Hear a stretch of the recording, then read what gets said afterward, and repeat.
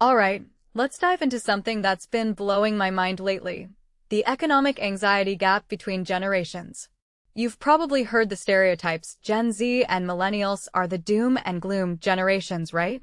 But here's the kicker. They're actually the ones holding steady in terms of consumer confidence, while Boomers and Gen Zers, they're the ones losing sleep over money. What's going on here? Let's break it down. First off, let's talk about Gen X. These are the folks who were once labeled the slacker generation, too cool to care about the world's problems. But now, they're at the bottom of the consumer confidence barrel. Personally, I think this is one of those stories where the numbers only tell half the tale. Gen X is sandwiched literally.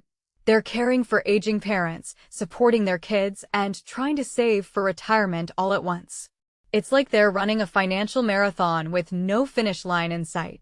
What many people don't realize is that this isn't just a mood, it's structural. They're hitting their 50s at the exact moment psychologists say happiness dips the lowest. Talk about bad timing. And then there's the wealth gap within Gen X. Sure, some are doing okay, but the majority?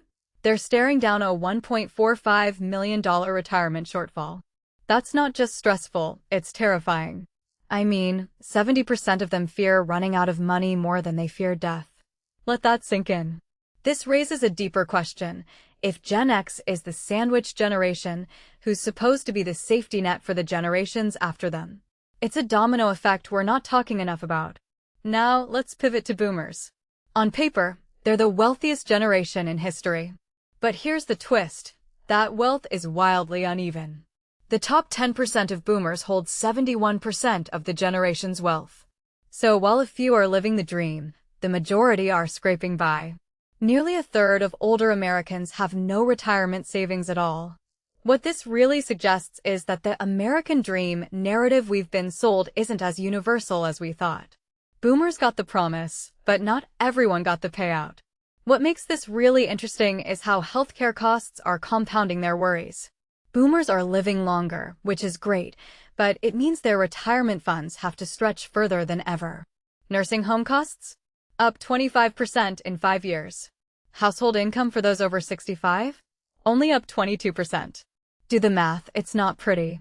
From my perspective, this isn't just a generational issue, it's a systemic failure in how we plan for aging populations.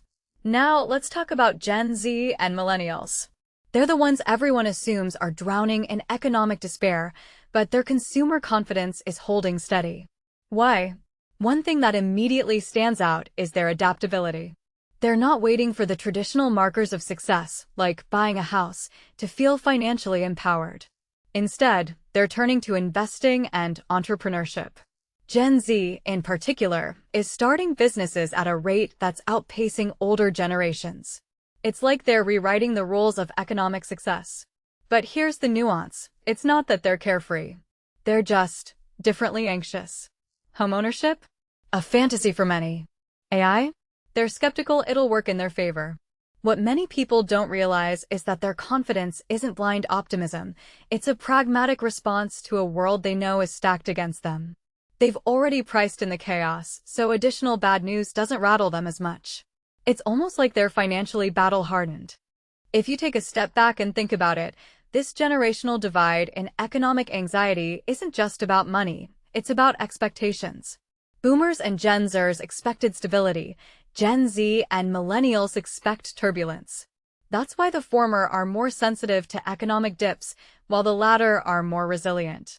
This raises a deeper question. Are we measuring economic confidence the wrong way? Maybe it's not about how much you have, but how much you expect to lose. Here's my closing thought.